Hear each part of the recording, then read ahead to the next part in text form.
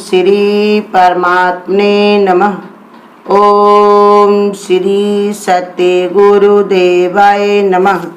देखिए, दादा भगवान के अनमोल वचन में से बता रहे हैं, टेलीफोन जो करता है पैसा वही देता है। टेलीफोन सुनने वाले को कुछ भी नहीं देना पड़ता।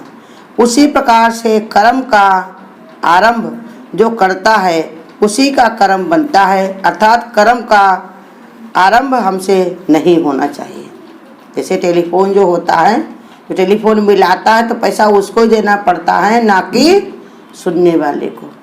ऐसे जो कर्म हमारे होते हैं वो हम ही उसके भागीदार बनते हैं। अगर हमने आरंभ किए, शुरुआत की, तो हमारा ही कर्म बनेगा, सुनने वाले का नहीं है।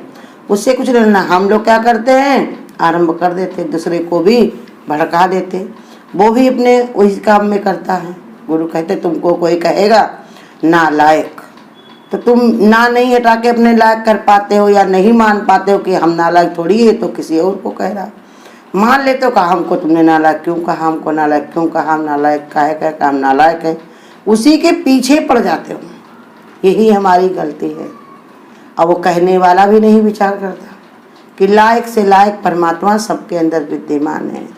अगर नालायक है तो सबसे बड़ा वही है जो गंदे शब्दों का प्रयोग करता है और परमात्मा को नहीं देखता है।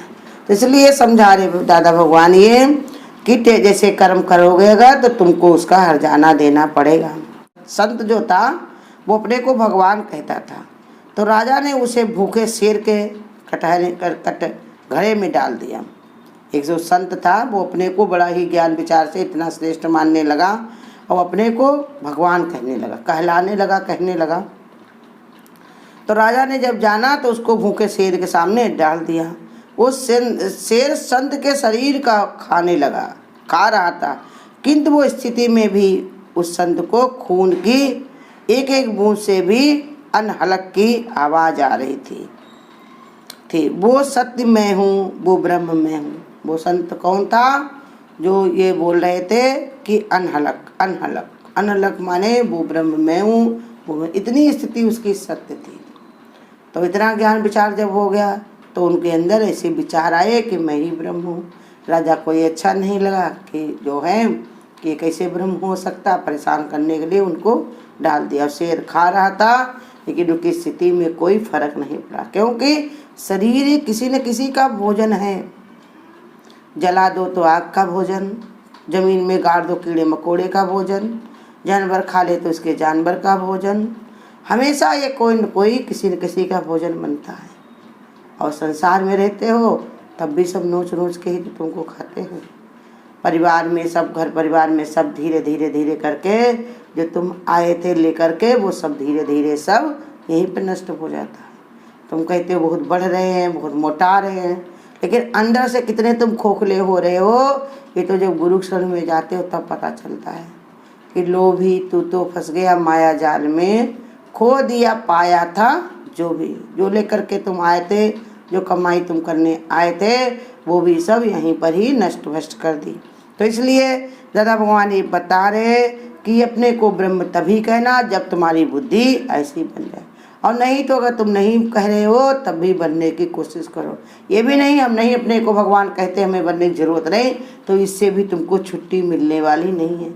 इसके लिए तुम्हें लगना ही चाहिए, लगना ही चाहिए, क्योंकि इसी कार्य के लिए हम धरती पर आए हुए हैं, अपने स्वरूप को याद करने के लिए, अपने आप में लीन होने के लिए, परमात्मा से एक होने के लिए। और मेरा कोई काम नहीं है लड़के बच्चे पैदा करना, घर द्वार देखना, शादी कार्यक्रम करना, ये तो सब कर ही रहे, तुम क्या नया करें, इसमें अचंभे की क्या बात है।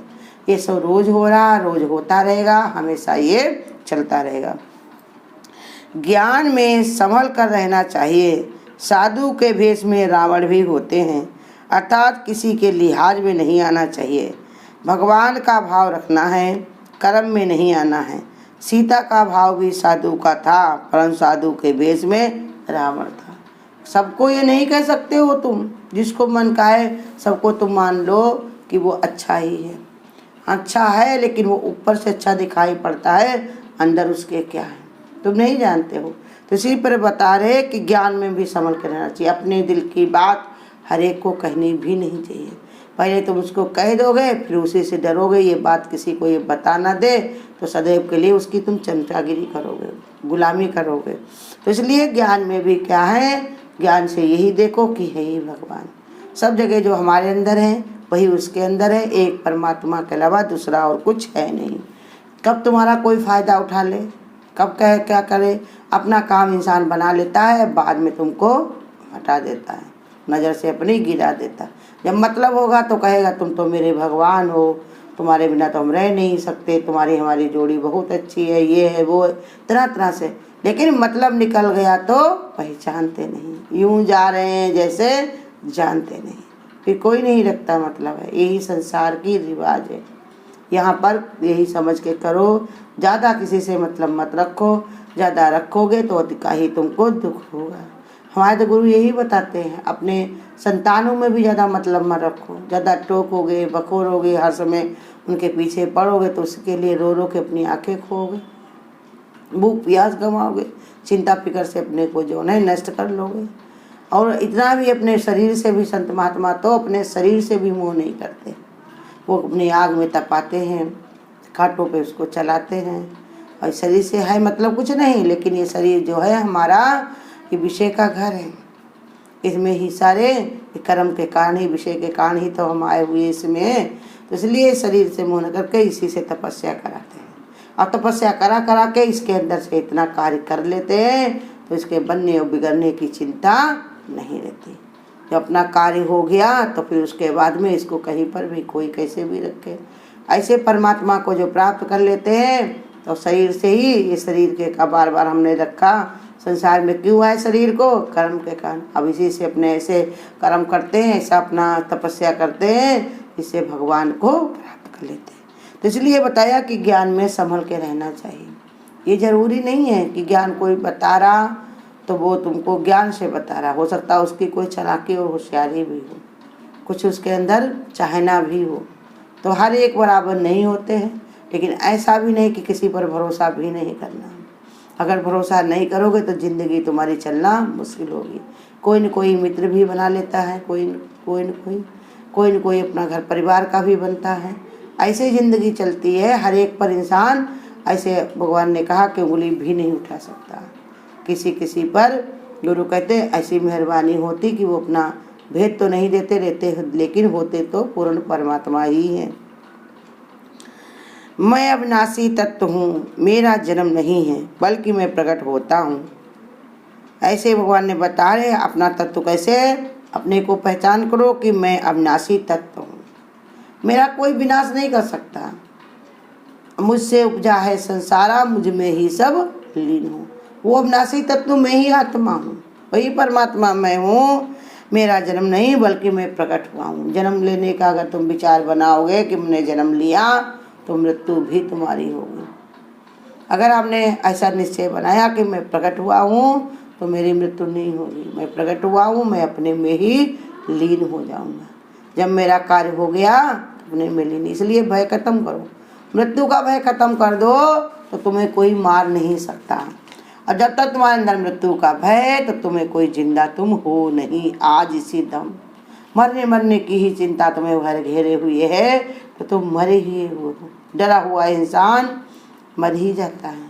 भय उसको नहीं रखना चाहिए। अनहोनी होती नहीं और होनी कभी टलती नहीं। यार दोष किसी का होता नहीं, बतलाया सतगुरु प्यारे ने।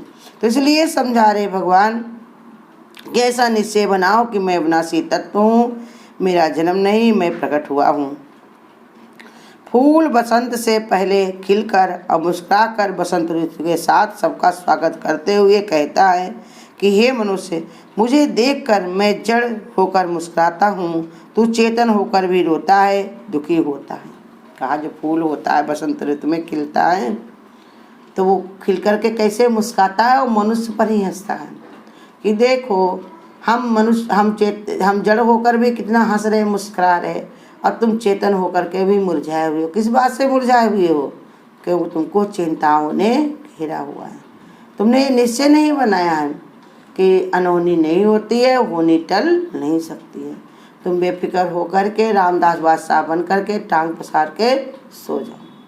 तुम्हें चिंता करने की जरूरत नहीं, जो हो रहा है सो अच्छा है, जो होगा वो भी अच्छा है, और आगे जो हो चुका है वो भी सब अच्छा है। हमको ये पता नहीं रहता है, इसी के कारण हम परेशान होते हैं। चिंताएं, नींद चली जाती, भूख चली जाती, समस्याएं बढ़ जाती हैं, इसकी बीमारियां आ जाती। किसके कारण? यही के कारण कि हम ऐसा क्यों हो गया, ऐसा क्यों हो गया। अरे वही ठीक था तुम्हारे लिए, वही सही था, उससे तुमने कुछ सीखा, उससे तुम्हें कुछ समझ आई, उससे कुछ सुधार हुआ। ये देखो ना कितनी जागृति तुम्हारे अंदर आई, कितना ज्ञान हुआ। कुछ पछताए हो कि नहीं ये सब चीज़ें देख करके? अगर तुमने पछता लिया, समझ गए, तो फिर तुमको अब बार बार ठोकर नहीं लगनी। कहीं पर भी इंसान जब ठोकर खाता है तो उसके अंदर ज्ञान प्रकट हो जाता कि अब हम यहाँ पर पैर नहीं रखेंगे। ऐसे ही संसार में भी ठोकर खा खा के इंसान मजबूत बनता है।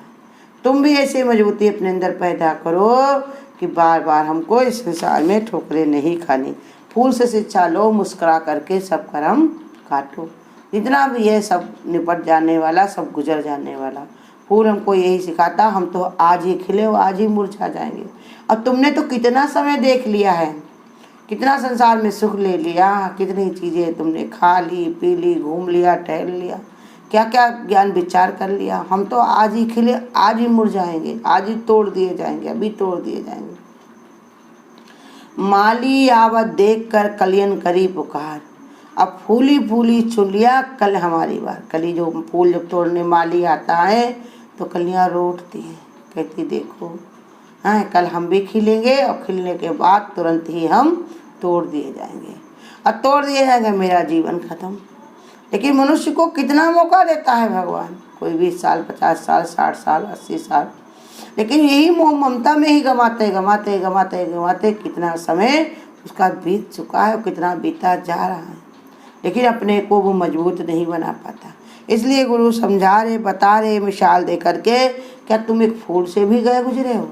उससे भी तुम समझ तुमने नहीं ली, उससे भी तुमने नहीं जाना, उसको भी तुमने नहीं पहचाना, उससे ही समझ ले लो। कितने संत महात्मा सब समझा रहे हैं, बता रहे हैं, लेकिन अपनी बुद्धि कुबुद्धि के कारण हमारी बात समझ में नहीं आ रही। यही महामूर्खता है, अपने को न पहचानना महामूर्खता है, संसार में मन लगाना महामूर्खता है। महामूर्खता के कारण ये हमसे गलतियां होती हैं।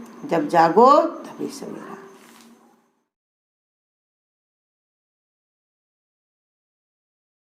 न भाया पूर्ण मन को पा, वही भाया तो क्या भाया। न गाया ईश के गुण, माया का गुण गाया तो क्या गाया। न भाया पूर्ण मन को पाप, ही भाया तो क्या भाया। तुम्हें संसार सागर में कमल के भांति रहना था। तुम्हें संसार सागर में कमल के भांति रहना था। न छोड़ी वासना को वन में धाया तो है क्या धाया। न भाया पूर्ण मन को पाप, ही भाया तो क्या भाया। विरह की आग में निस दिन तो फिर तपता रहा प्राणी। विरह की आग में निस दिन तू ही तपता रहा प्राणी। तुझे प्रीतम मिलन का सुख न आया तो है क्या आया। न भाया पूर्ण मन को पाप, ही भाया तो क्या भाया। परम अनुपम गगन चुम्मी, महल अपने बनाने को।